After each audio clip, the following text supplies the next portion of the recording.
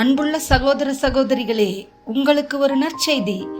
நாம் வரவிருக்கும் 2025 ஆண்டு ஜனவரி 1 365 நாட்களுக்கும் 365 தலைப்புகளின் கீழ் வேத வசனங்களை வாசித்து பகிர இருக்கிறோம்.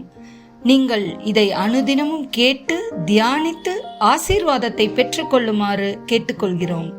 அது மட்டுமல்ல, இதை சப்ஸ்கிரைப் செய்து உங்கள் நண்பர்களிடமும் பகிர்ந்து கொள்ளுமாறு அன்புடன் கேட்டுக்கொள்கிறோம். நன்றி.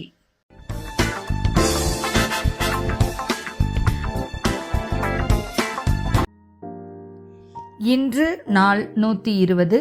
தலைப்பு உடற்பயிற்சி. 1 கொரிந்தியர் 9:24-27 வரை.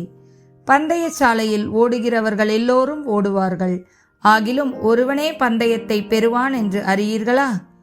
நீங்கள் பெற்றுக்கொள்ளத்தக்கதாக ஓடுங்கள். பந்தயத்திற்கு போராடுகிற யாவரும் எல்லாவற்றிலேயும் இச்சையடக்கமாய் இருப்பார்கள். அவர்கள் அழிவுள்ள கிரீடத்தை பெறும்படிக்கு அப்படி செய்கிறார்கள், நாமோ அழிவில்லாத கிரீடத்தை பெறும்படிக்கு அப்படி செய்கிறோம்.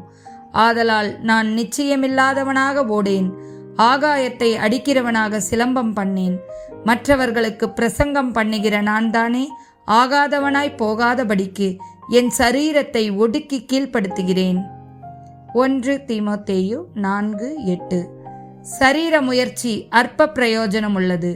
தேவ பக்தியானது இந்த ஜீவனுக்கும் இதற்கு பின்வரும் ஜீவனுக்கும் வாக்குத்தத்தம் உள்ளதாகையால் எல்லாவற்றிலும் பிரயோஜனம் உள்ளது.